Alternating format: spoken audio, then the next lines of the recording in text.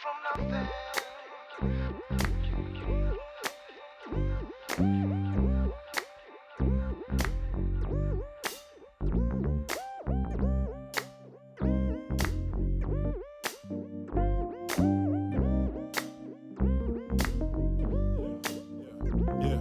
Started in the NO, playing with murder, drugs, choppers in my cradle.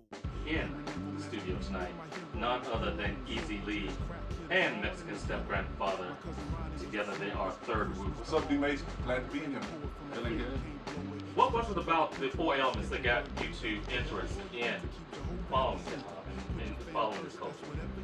For me personally, I started dancing, getting into the dance culture, and then buying what was coming out and really getting into the writing part of it and the MCing part of it. And so I've been writing, as a young adolescent kid getting into it, and then, and never stopped. Hip hop was introduced to me while I was in New Orleans, Louisiana. I mean, you go to a house party, you go to a wedding, you go to a funeral in New Orleans, you're gonna dance, man. You're gonna move, second lines and things like that. So the culture of black music has always been around me. But once I caught on to the poetry of it all, that's when hip hop really took hold. All that stuff kind of linked together for me, and from then on, I was all about the lyrics, man.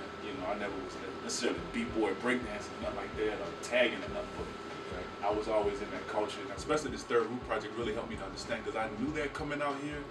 When I first got out here, I could hear the Texas influence, I could hear Houston heavily influencing a lot of what the MCs were doing in San Antonio, and for some reason, I'm not even gonna lie, man, it always didn't sit well with me. Like, I would see these different, these rappers, and they would be trying to emulate Kiki or ESG, and but this is San Antonio, but how do you tap into the sound of San Antonio? When I started to really go out and see the shows and see some of the bands that were playing, that's when I understood the Conjunto and the Tejano music and the different rhythms and cultural influences, and I always wondered, how do you put that together?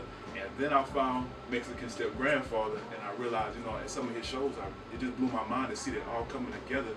And I just took a mental note, like, yeah, I gotta come back and holler at him about that. And that's kind of how all this stuff jumped off. But then, like Next Step said, I started to hear the cultural influence in the hip hop. So San Antonio has a very distinct hip hop sound. Once again, ladies and gentlemen, you are listening to Third Group right here on the Urban